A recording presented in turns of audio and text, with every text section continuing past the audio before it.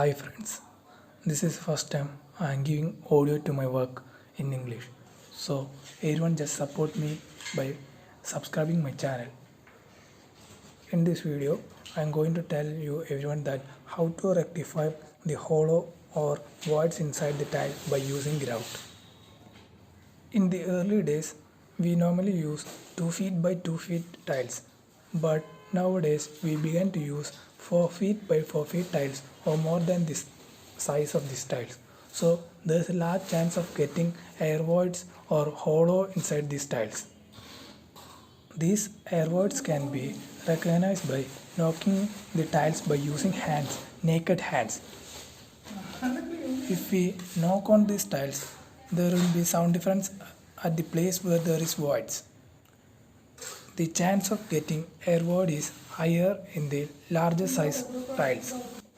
If we do not rectify this problem at the early stage, it will cause a huge problem in the later stage. So it's better to rectify this as early as possible. If something falls on these tiles of lighter weight, it will cause a crack on these tiles. That will not be good to see because we have spent a lot of money on laying these tiles, and if you are using a larger size tiles, it is better to use spacers. These spacers will help to keep the tiles at a specific distance and it will give a gap between these tiles. These spacers are normally of size of 3 mm or 4 mm. And if you are using these spacers, it will be easy for grout to enter to these voids. So I am going to explain the step-by-step procedure in this video.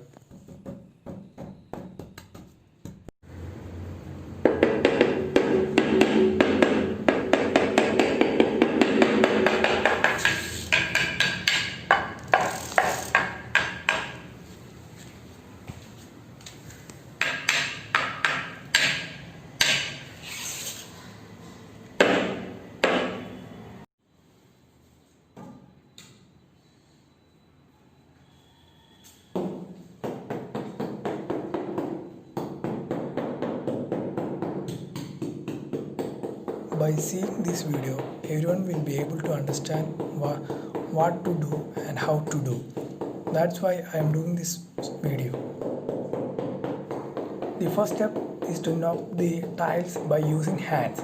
If we see the sound difference, then we have to rectify that spot. The second step after finding this spot is to clean the tile joints. This can be done by using the putty blade. The third step is to make a bund around the spot. This can be done by using M-sand. You can see this in my video. These bunds are made around the spot just to make the grout not to go outside of this boundary. If it is gone out of this boundary, then it will be very difficult for cleaning. The grout which we are using for this purpose must be of loose one. Otherwise, it will not go inside to these voids. The fourth step is tamping. We have to tamp around the spot which we found out earlier. It must be done with a hammer or with a trowel or something else. At the time of tamping, we will be able to see air bubbles coming out of the tile joints. After tamping of 1 minute, we need to again clean the tile joints.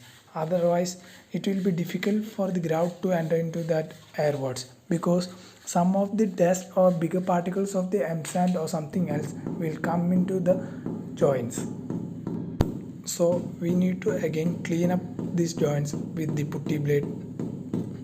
We are using this putty blade because it is thinner, so it is easy to handle. That's why we are using this putty blade. If the grout which we poured earlier is finished, then we again need to pour some more grout into the spot. We need to continue this process till the sound changes. Thanks for watching my video. If you like my video, then please like and subscribe my channel. And also, if you like that much, then please press the bell button.